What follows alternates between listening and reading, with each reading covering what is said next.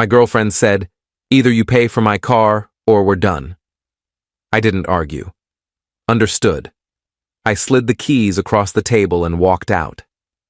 That same afternoon, I made one quiet decision she never saw coming.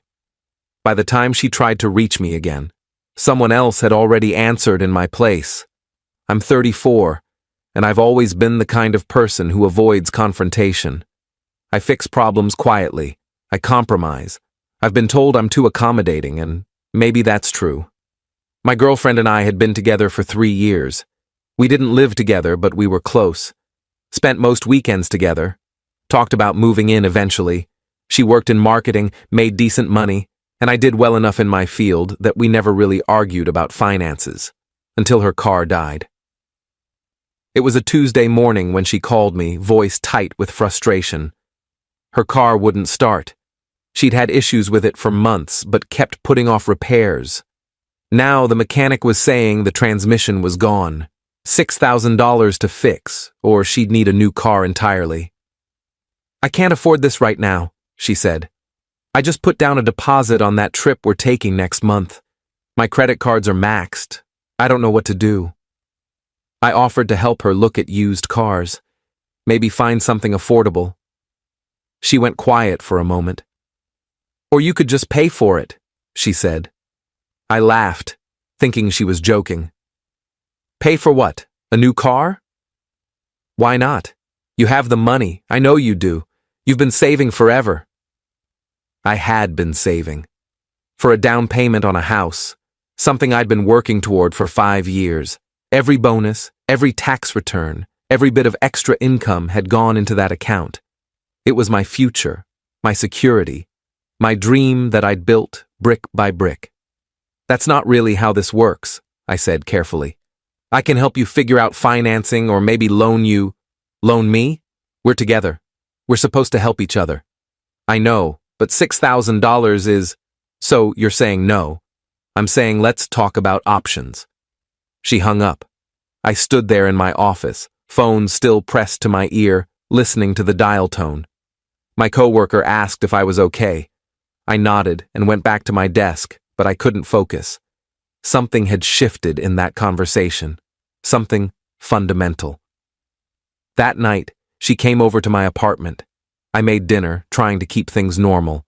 Chicken, rice, vegetables, her favorite meal.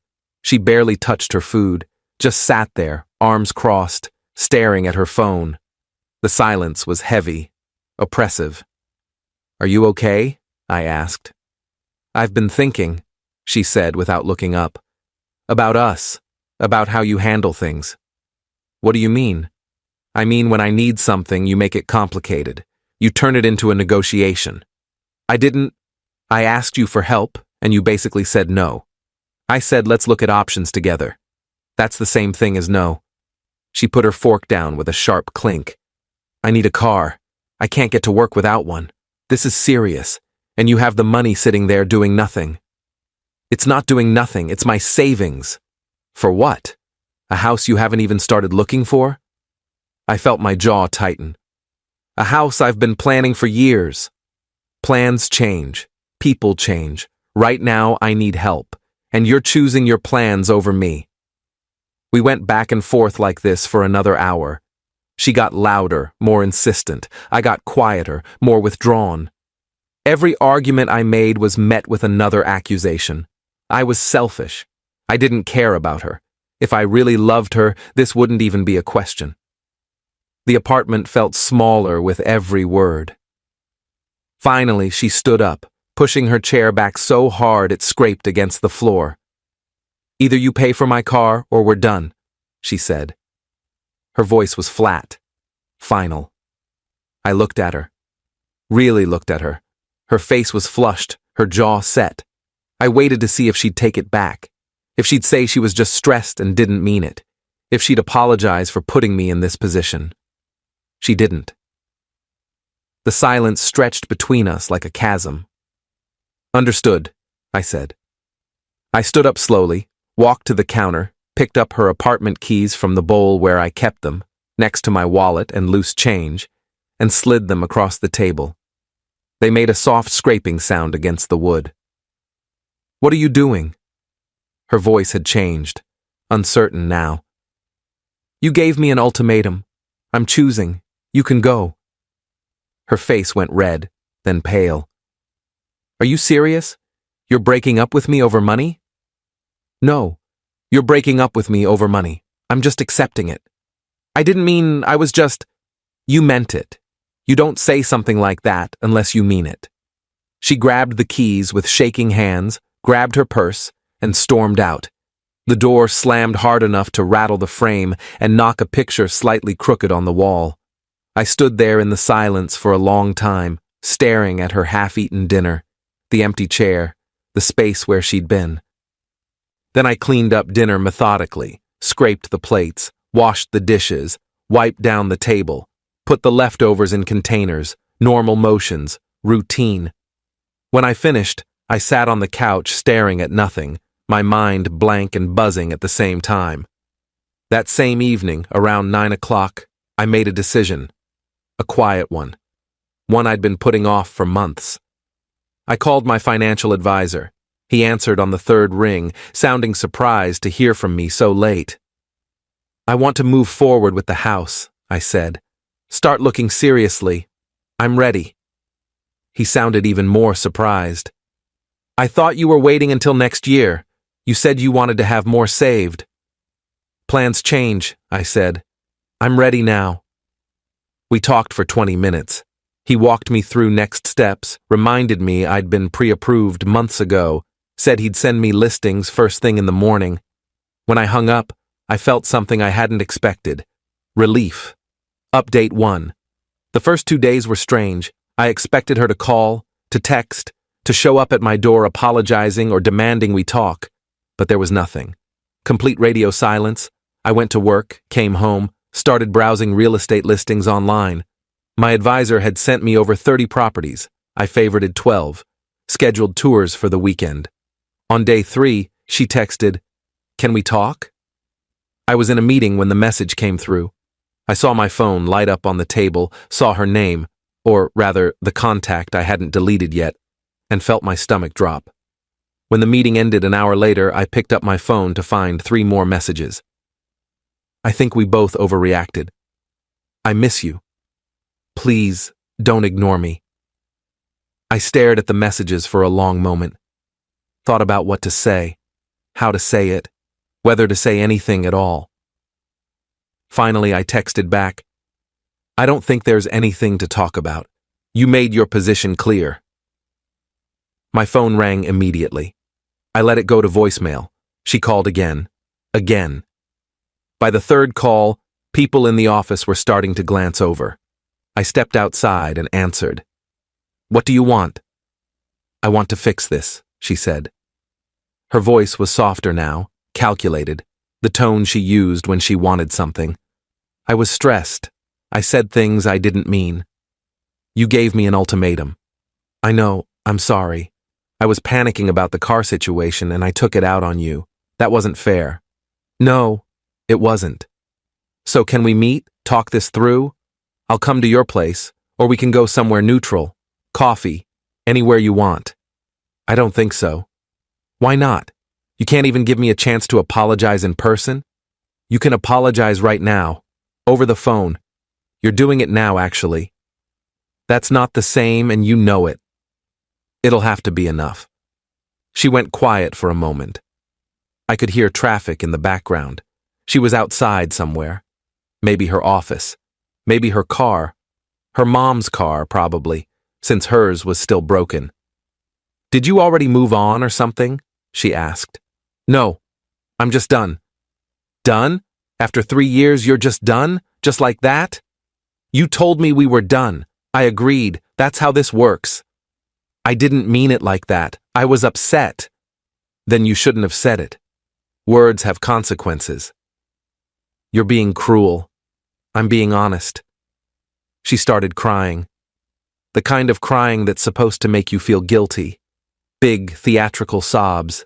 I'd heard this before, when she didn't get her way, when I suggested we skip an expensive restaurant, when I said I was too tired to go out. I need you, she said between sobs. I can't do this alone. I don't have anyone else. My friends are all busy with their own lives. My parents don't understand. You're all I have.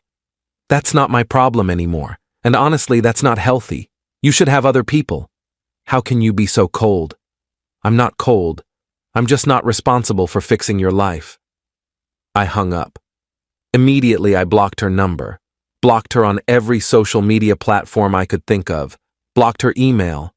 I knew if I left any door open, even a crack, she'd keep pushing through it. She'd wear me down eventually, and I couldn't let that happen.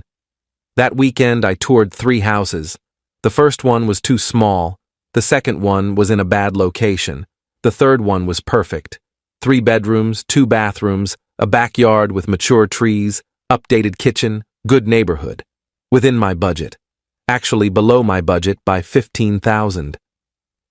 I stood in the empty living room, sunlight streaming through the windows, and imagined my furniture there, my life there, my future there.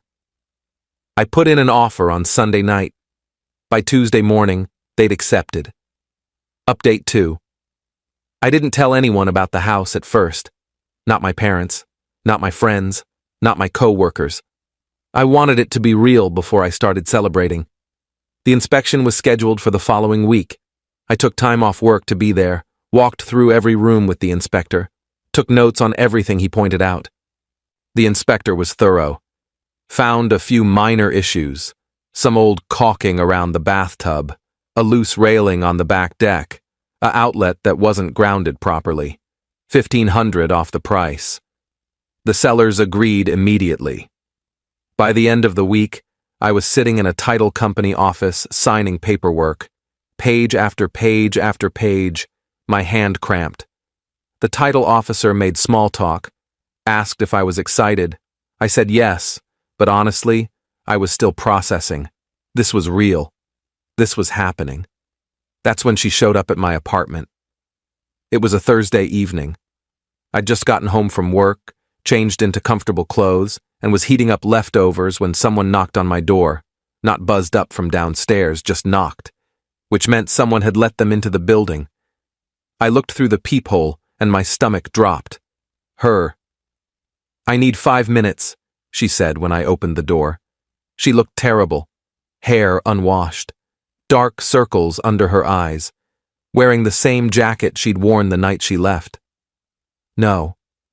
Please. I drove 2 hours to get here. You live 20 minutes away. I was at my parents'. I told them about us. They think I should fight for this. They think I gave up too easily. Your parents don't get a vote in our relationship. Just let me in. 5 minutes. Then I'll leave, I promise." Against my better judgment, against every instinct screaming at me to close the door, I stepped aside. She came in slowly, looking around like she was cataloging what had changed. Nothing had changed. It had been 2 weeks. The same couch, the same TV, the same coffee table. "You blocked me," she said, not sitting down. "Yes. That's cruel. It's self-preservation." She opened the folder she'd been carrying. I hadn't even noticed it until now. She pulled out printed pages, spreadsheets, bank statements, her bank statements. "Look," she said, spreading them on my coffee table like evidence in a trial. "I'm drowning. I'm negative in my checking account. My credit cards are maxed. I had to borrow money from my parents just to make rent this month. I can't afford a car payment on top of everything else. I need help." I looked at the numbers. Negative $1,200 in checking, 3 credit cards, all maxed. Monthly expenses highlighted in yellow. It was a disaster. "So get a cheaper car, take the bus, carpool, Uber, figure it out." "I can't take the bus. It doesn't run near my office. It would take 2 hours each way." "That sounds like a problem you need to solve, not me." "Why are you being like this? You're not this person. You've always been kind, generous. You helped your sister when she lost her job. You helped your friend move across the country. But you won't help me? Those people didn't give me ultimatums. Those people didn't try to manipulate me into giving up my future. I wasn't manipulating you. Yes, you were. You are right now. You're showing me these papers so I'll feel guilty, so I'll cave. It's not going to work. She sat down on my couch without being invited, putting her face in her hands. What if I said I was wrong?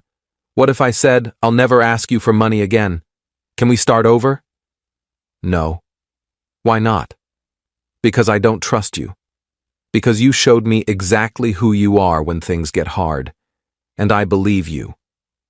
People make mistakes. People deserve second chances. And people face consequences for their choices.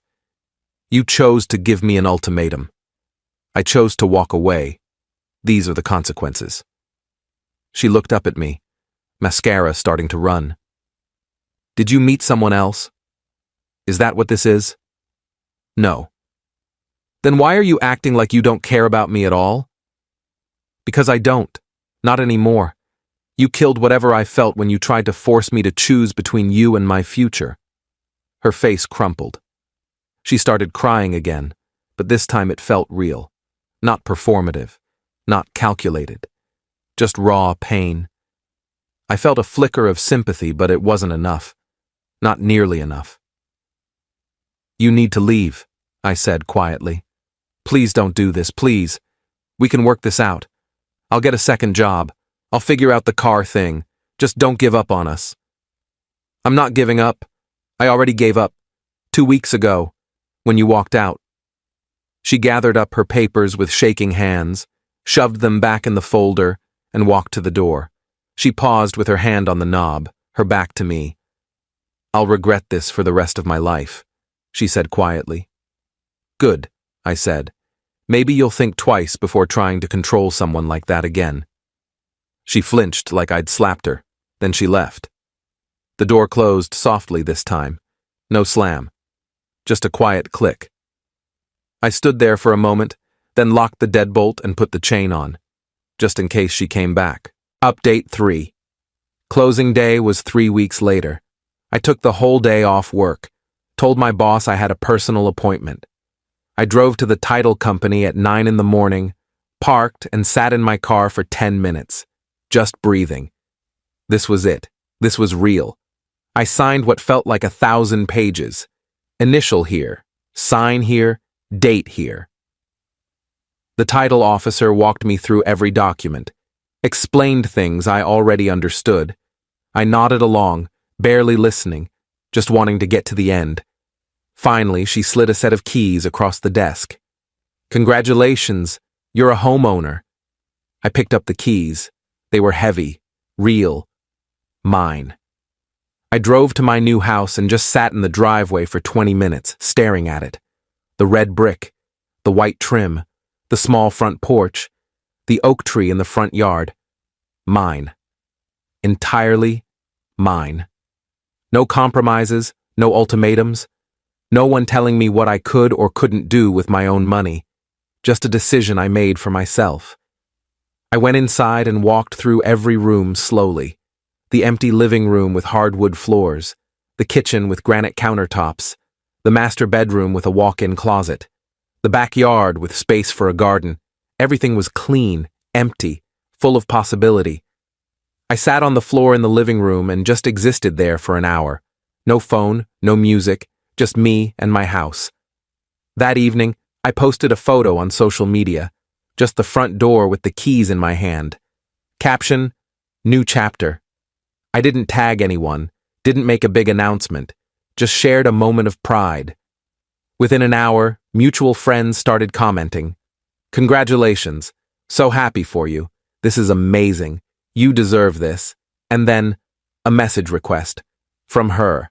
I'd blocked her number, blocked her personal account, but she'd messaged from a different account, one I didn't recognize, a profile with no photo, probably created just to reach me. So you bought a house? I didn't respond. With the money you said you were saving. Still didn't respond. The money you wouldn't use to help me. I stared at the messages, felt anger rising in my chest, started typing, then stopped, then started again.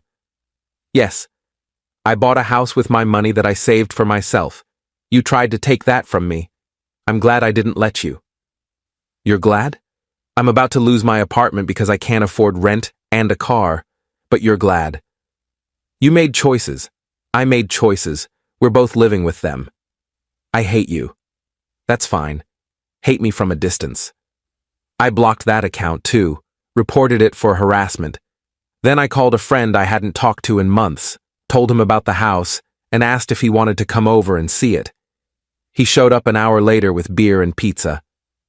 We sat on the floor of my empty living room, eating and laughing, and I felt lighter than I had in months, maybe years. Update 4.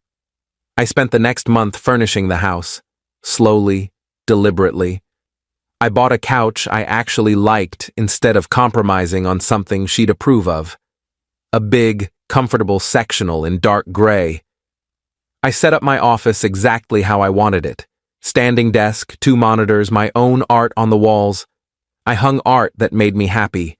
Abstract pieces, landscapes, things that spoke to me without needing anyone else's approval.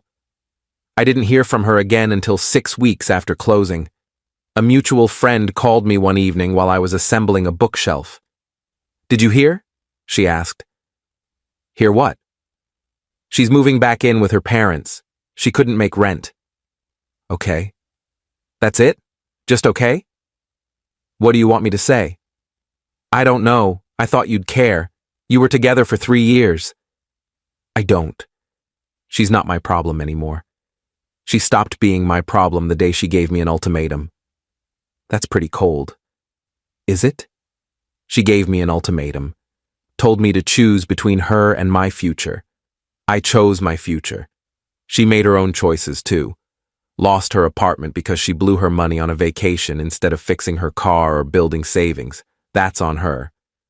She said you abandoned her when she needed you most. She said a lot of things. Most of them were manipulative. Most of them were designed to make me feel guilty for having boundaries. Anything else?" My friend went quiet for a second. "I think you did the right thing, for what it's worth.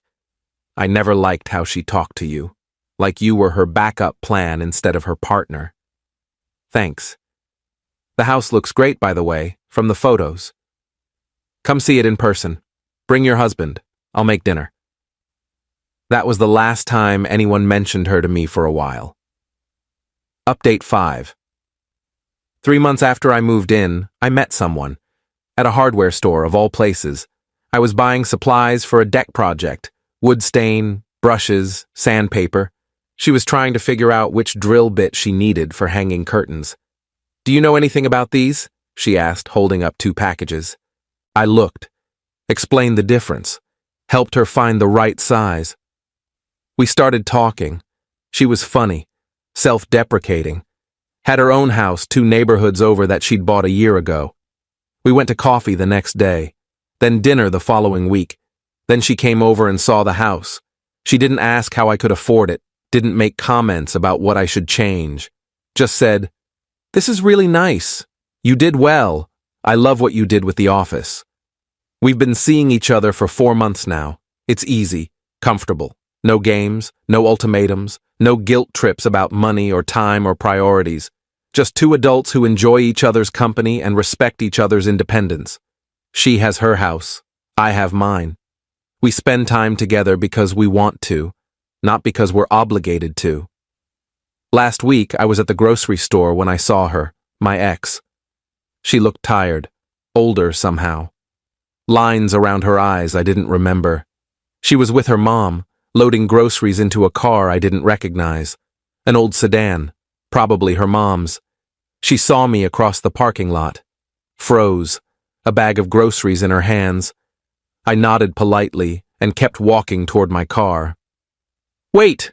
she called out. I stopped, turned around, waited. She walked over slowly, leaving her mom by the car. "Can we talk?" "I don't think that's a good idea. I just want to say I'm sorry for everything, for how I treated you, for the ultimatum, for all of it." "Okay, apology noted. That's it? What else is there? I don't know. Closure? A chance to explain?" "I don't need either of those things. I have closure. I moved on." Her mom was watching from the car. I could feel her staring, probably wondering what was taking so long. "Are you happy?" my ex asked quietly. Very. Did you meet someone? That's not your business. So you did. She looked down at her feet. I'm glad. I mean that. You deserve to be happy. I appreciate that. Did you buy that house? The one you were saving for? I did. Her face did something complicated. Pain, maybe. Regret. I'm happy for you. Really. I know I ruined everything. I hope you know I didn't mean to hurt you. I believe you didn't mean to. But you did anyway. That's what matters. Goodbye, she said softly. Goodbye, I said. I walked away, got in my car, drove home, the new house, my life. When I got there, my girlfriend was already waiting on the porch. She'd texted earlier saying she'd stop by after work, wanted to see the progress on the deck. She was holding takeout from the place we both liked and smiling when she saw me. How was your day? She asked. Better now, I said. Final update. It's been 8 months since that conversation in the grocery store parking lot. I haven't seen or heard from my ex since. Mutual friends say she's still living with her parents, working the same job, driving her mom's old car. I don't ask for updates. Don't think about her much anymore. She's become a story I tell, a lesson I learned, not someone who occupies space in my daily thoughts. The house is fully furnished now. Every room has purpose. The deck is finished. I built it myself over 6 weekends, watched YouTube tutorials, made mistakes, and fixed them. I planted a garden in the backyard, tomatoes, peppers, herbs, things I actually use. My girlfriend and I spend most weekends here. We cook together, watch movies on the sectional, work on projects. We're not rushing anything. No pressure, no ultimatums.